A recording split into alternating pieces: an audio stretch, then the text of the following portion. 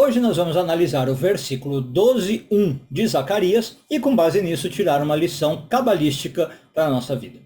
Eu sou Yair Alon e esse é o Zohar Diário.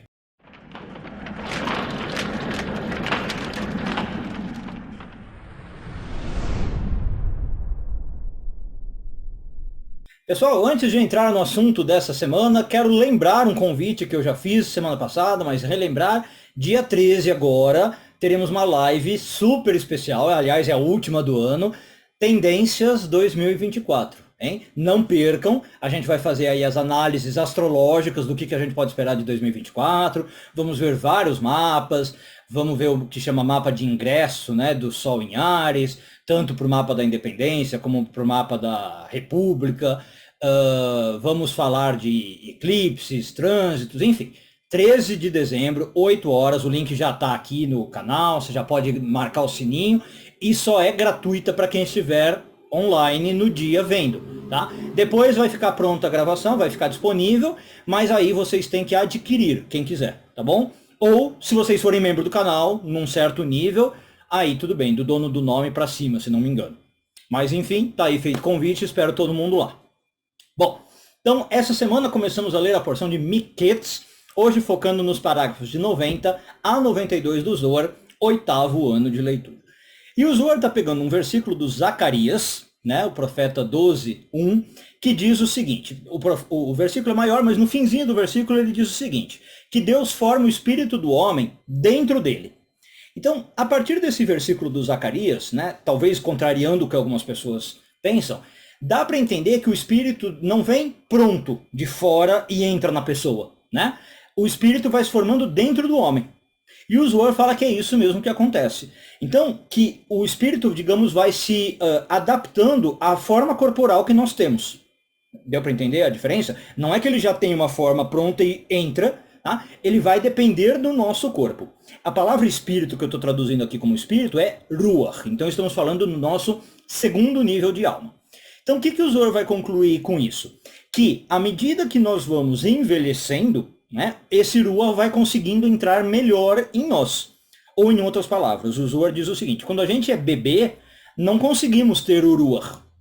Né? Esse ruach vai conseguir entrar quando a gente está ali por volta da adolescência, porque é ali que nosso corpo começa a amadurecer, como todo mundo sabe, né? Que a gente começa a ter a nossa forma mais ou menos pronta que nós vamos ter quando adultos. E por volta ali, sei lá, dos 18, 19, 20 anos é que o ruach consegue entrar. Se a gente lembrar que o ruach, inclusive, corresponde aos nossos aspectos emocionais, faz muito sentido também, né? Basicamente o Zohar está dizendo, numa época em que ainda não existia psicologia, falando que as nossas emoções vão se desenvolver em todo esse período, né? Uma criança ainda não tem o seu mundo emocional bem desenvolvido. A criança, o bebê, não tem ruach, ele está aprendendo a desenvolver isso. À medida que ele vai crescendo, ele desenvolve, na adolescência já está um pouco mais firme, e à medida que ele chegar ali por 18, 20 anos, eventualmente vai estar mais desenvolvido. Também não é sinal que esteja, né? A gente conhece muita gente que chega sei lá, com 18, 20 anos, 30, 40 e não está com o aspecto emocional firme, né? Por quê? Porque a gente sabe que o ruach pode demorar também para entrar mais do que isso. Bom, mas essa é a explicação do Zohar. E aí, por que o Zohar está discutindo isso nesta questão, nesta porção? Porque ele conta que, às vezes, eu estou recebendo o ruach ao longo da vida, e também pode acontecer do ruach ir embora. E isso aconteceu, segundo o Zohar, com o Jacó. Quando o Jacó ficou sabendo que o José morreu, né, na verdade não morreu, mas o Jacó achou que tinha morrido, ele perdeu o seu ruach. Então olha isso, né? Uma pessoa elevadíssima como Jacó, no momento que achou que o José tinha morrido, perdeu o ruach. O que significa essa ideia de perder o ruach? O Zohar, na verdade, diz que não perdeu inteiro, tá? Perdeu os 3 níveis superiores, que seria Keter, Chokhmah e Binah. Mas o que seria isso? Uma bala emocional, como a gente acabou de falar, ruach é emoção. Tanto é que o Jacó fica num estado de luto, num estado de profunda prostração. Talvez o que hoje a gente chamaria de depressão, né? A Bíblia não tem esse termo, mas é isso. E o Zohar traz aí de prova o oposto. Lá em Gênesis 45, quando Jacó fica sabendo que o José não tinha morrido, e que estava bem no Egito, e tinha virado um rei do Egito, a Torá diz o quê? O espírito de Jacó reviveu, né? E usando a palavra espírito, ruach. Então, o Zohar fala aí de prova. Se o espírito reviveu, é porque durante esse tempo todo estava como se fosse morto. né? O Jacó, de certo modo, estava morto durante todo esse tempo. Então o Zohar conclui que a gente pode, e às vezes infelizmente acontece, passar por algo parecido ao Jacó. Quando a gente tem um abalo emocional muito grande, como eu falei, talvez o que hoje nós chamaríamos aí de depressão, uma tristeza muito grande, uma angústia muito grande, a gente pode perder o nosso Ruach, né, se a gente já tiver recebido, pode ser que a gente nem chegue a receber, e isso é um tipo de morte em vida, né, não estar com esse Ruach.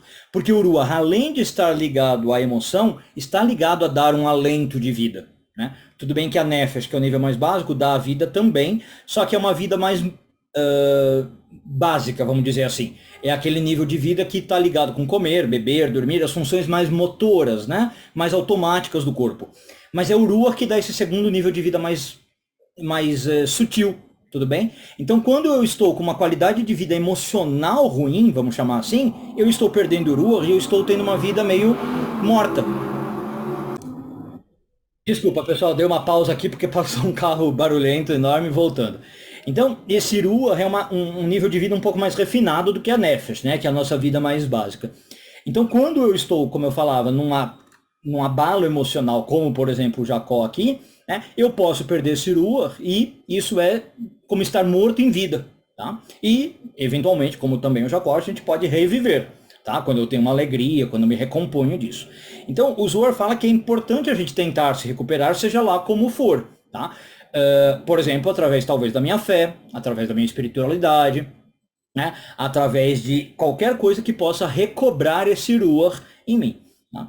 Bom, então aí o Zohar acaba dizendo que é importante lembrar que existe uma íntima relação entre a minha maturidade, digamos, corpórea, como a gente falou, a minha maturidade física e o meu Ruach. Tá? Esse é o primeiro lugar. Não dá para uma pessoa muito jovem, que ainda não tem o corpo muito bem maturado, ter um Ruach sólido. E depois, não é porque eu recebi já o meu Ruach que eu também estou com ele lá, sempre garantido, não. Né? Eu tenho que cuidar depois, então, do meu lado emocional. E se eu souber que eu tenho um abalo emocional, eu posso estar perdendo meu Ruach, né? Ainda que o meu corpo já esteja maturado. E quando isso acontece, muito importante eu cuidar dessa saúde do Ruach, fazer com que eu recupere esse Ruach dentro do possível e talvez até pensando em termos de medicina preventiva, evitar que eu perca esse Ruach, para manter ele sempre dentro de mim e ganhar aí uma vida sutil, saudável e que vai me deixar viver feliz, alegre e muito bem. Um bom dia a todos e tudo de bom.